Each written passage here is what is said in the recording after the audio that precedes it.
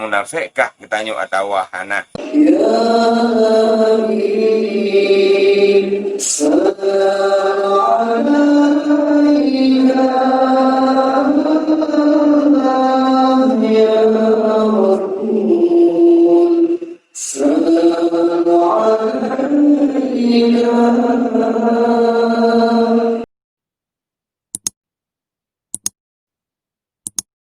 A'udzu billahi minasyaitonir rajim. Bismillahirrahmanirrahim. Rabbi shrah li sadri wa yassir li amri wahlul 'uqdatam min lisani yafqahu qawli. Alhamdulillah, bak malamnya getanyo sama-sama takalen kitab Jami' Jawami' bab yang pertama pada menyatakan menjauhkan segala maksiat anggota. Yang kitab Jami' Jawami' ataupun dengan kata lain kitab 8 yang karangan urang Aceh yang Syekh Ismail bin Abdul Muttalib. Al-babul awwalu fil ijtinabil ma'asil a'dha'i. Bab ini pada menyatakan menjauh segala maksiat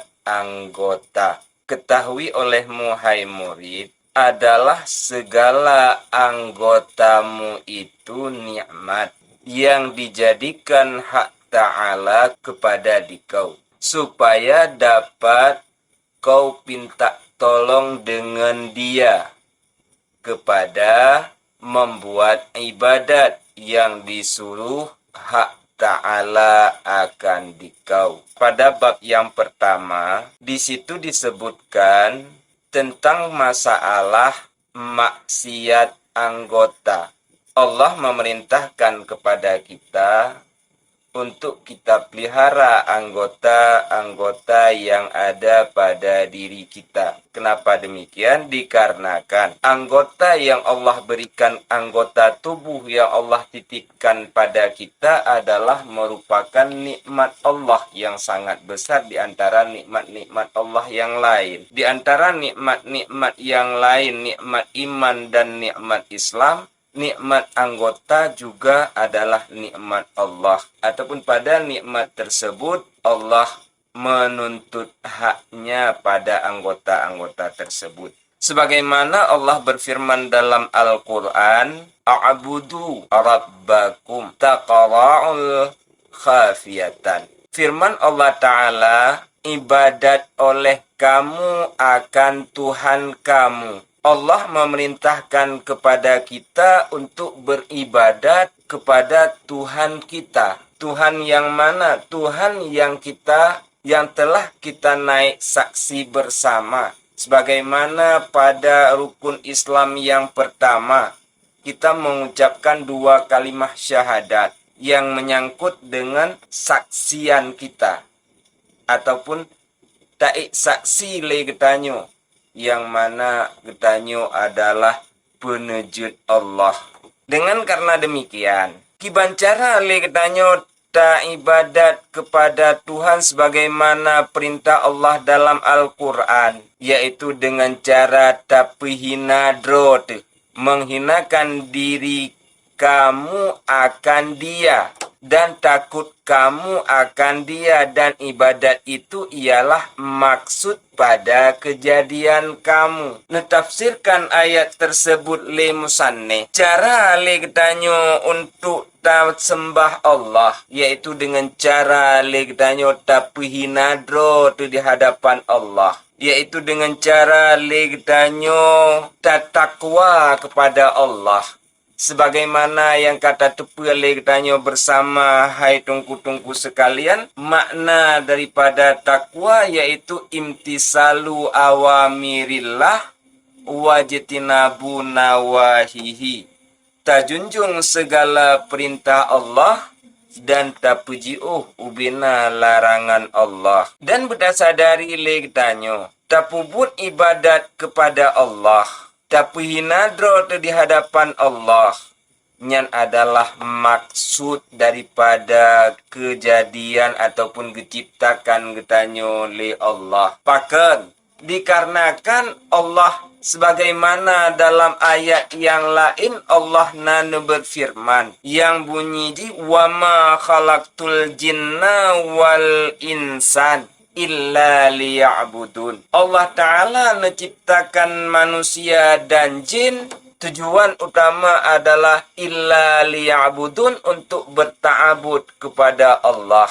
Dalam arti kata, di saat Allah Ta'ala nepejit getanyo hamba Allah, tentu saja le getanyo hamba Allah hana terlepas daripada kewajiban getanyo kepada Allah, yaitu untuk sembah Allah. Dalam arti kata, dikala le getanyo tak tinggai tak pubut ibadat kepada Allah, tak tinggai tak sembah Allah, Allah Ta'ala jid kehina ataupun jid kukurung hana tungku. Akan tetapi, beta sadari le getanyo bersama li Allah Ta'ala menciptakan dua boh tempat singgah di yaumil mahsyar, yaitu syurga dan neraka. Dan betatepa bersama li getanyo sebagaimana dalam uraian yang akan dikedente, bahawa Allah Ta'ala menciptakan neraka dengan 7 pintu.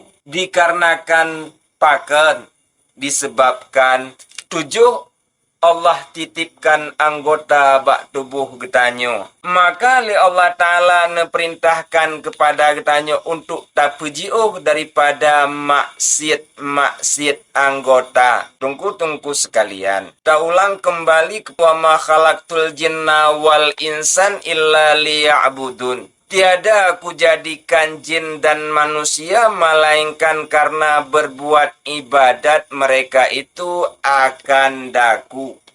Maka jika tiada aku perbuat ibadat, maka sanya telah kau menyalahi dengan yang dijadikan Allah akan dikau. Maka yaitulah sesungguh maksiat, dan tiada kuasa engkau menjauh daripada maksiat itu melainkan pelihara akan segala anggota yang 7. Maka dalam pembahasan tersebut, hana jalan le getanyo untuk tak pejiuh daripada tak pubut maksiat kepada Allah, melainkan le getanyo dengan cara tak pelihara anggota yang ka Allah titipkan, yang ka Allah beri nikmat bak getanyo. Dah dengan anggota yang 7, yaitu mata dan telinga dan lidah dan perut dan kubul dan tangan dan kaki. Sebab itulah hak Ta'ala menjadikan neraka jahanam itu 7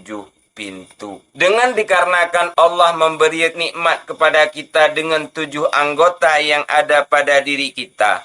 Yang pertama mata dan telinga dan lidah dan perut dan kubul dan tangan dan kaki. Dengan karena itulah Allah menciptakan 7 pintu neraka, yang pada intinya 7 anggota tersebut Allah titipkan pada tiap-tiap pintu neraka.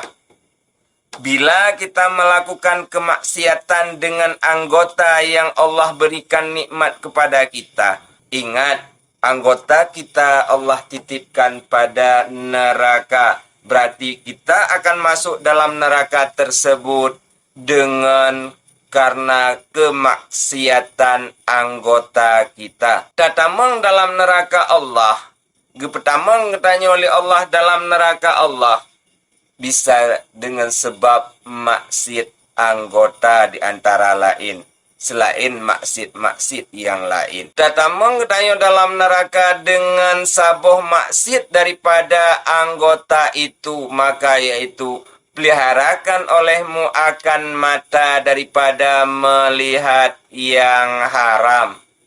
Oleh karena demikian, yang pertama, mata adalah merupakan nikmat yang Allah berikan kepada kita. Maka peliharalah mata kita daripada melihat perkara yang Allah haramkan. Umpama di antara lain perkara yang Allah haramkan, maksiat kita kepada Allah bila kita melihat kepada perkara tersebut, yaitu melihat perempuan yang halat dan muda balia yang bangkit dengan syahwat, dan itulah di antara lain maksiat mata. Maksiat mata menilik ataupun melihat kepada wanita bagi kita yang kaum Hawa, yang dengan kita lihat wanita yang muda lagi yang balia tersebut ataupun lagi yang cantik bisa membawa kepada syahwat, menimbulkan rasa nafsu. Itu adalah merupakan bahagian daripada dosa mata. Apalagi kita lihat kepada perkara-perkara yang Allah larangkan. Umpama kita melihat kepada aib-aib orang lain yang mau kita komentar dengan aib tersebut, juga itu adalah bahagian daripada maksiat mata. Yang kita tilik perempuan itu perempuan yang halat. Makna halat di situ adalah perempuan yang ajnabiyah, perempuan yang tak menikah ataupun bukan muhrim dengan kata lain.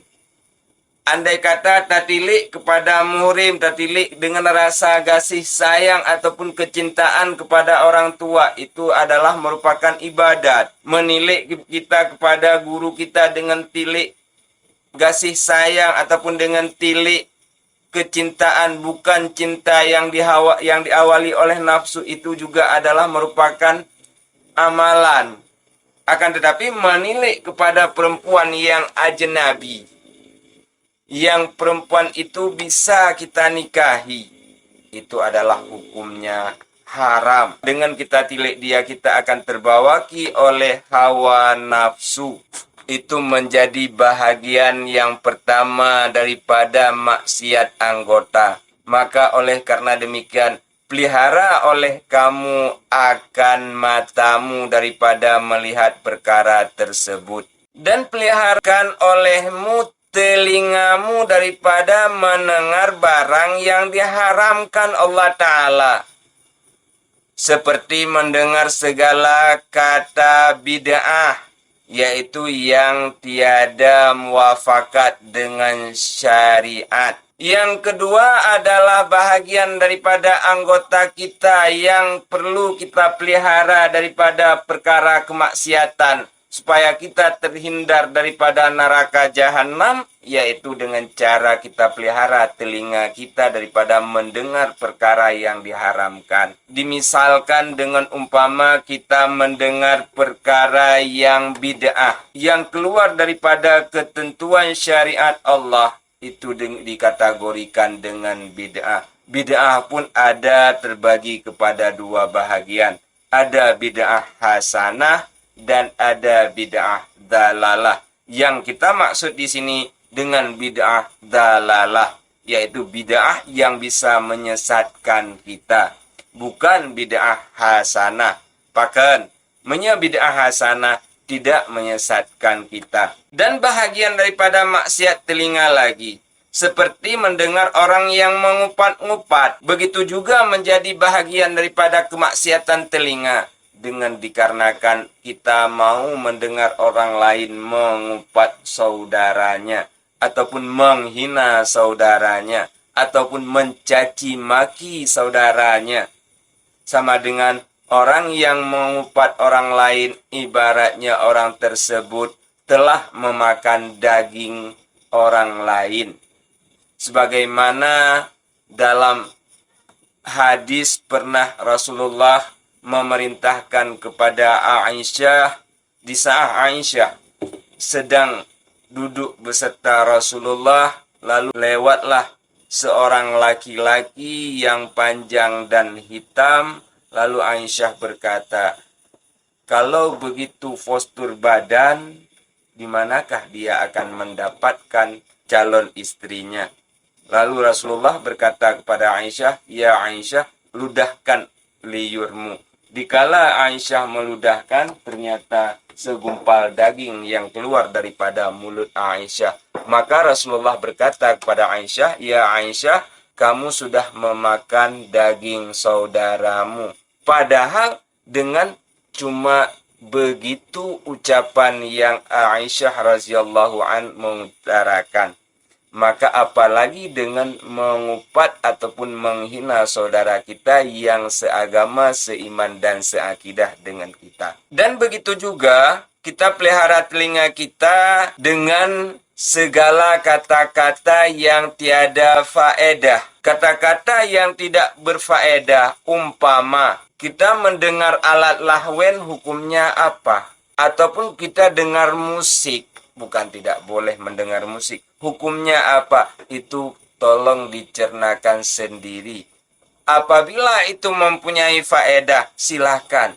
Tapi bila tidak berfaedah, tinggalkan. Selanjutnya, dan peliharakan olehmu akan lidahmu daripada dusta. Jikalau bersenda-senda sekalipun, karena membawai kepada sungguh-sungguh. Begitu pula kita pelihara anggota dari tubuh kita yang ketiga, yaitu lidah. Allah memerintahkan kepada kita untuk memeliharakan lidah kita. Karena lidah kita titipkan pada pintu neraka. Kita peliharakan lidah kita daripada berdusta. Walau berdusta itu hanyalah untuk bersukaria ataupun bercanda. Karena kenapa demikian? Dengan dilandasi oleh percandaan ataupun dilandasi oleh suka-suka, sehingga memang jadi kesungguhan, maka akan menimbulkan perkara yang bisa membohongi orang lain ataupun mendustai orang lain.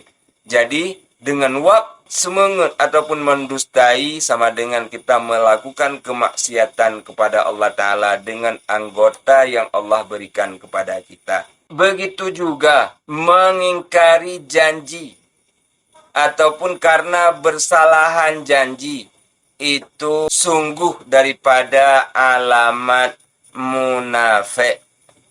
Dengan lidah, apabila kita berjanji, lalu janji yang kita buat tersebut kita ingkari, sadar dan tidak sadar kita, itu adalah kita tergolong kepada golongan daripada orang yang munafik. Karena orang munafik tersebut adalah bahagian daripada orang yang mengingkari janji. Akan tetapi pada dasar awal, tidak boleh seseorang itu kita ngancam dengan stempel ataupun dengan cap munafik apabila mengingkari janjinya dengan kita. Dikarenakan apa?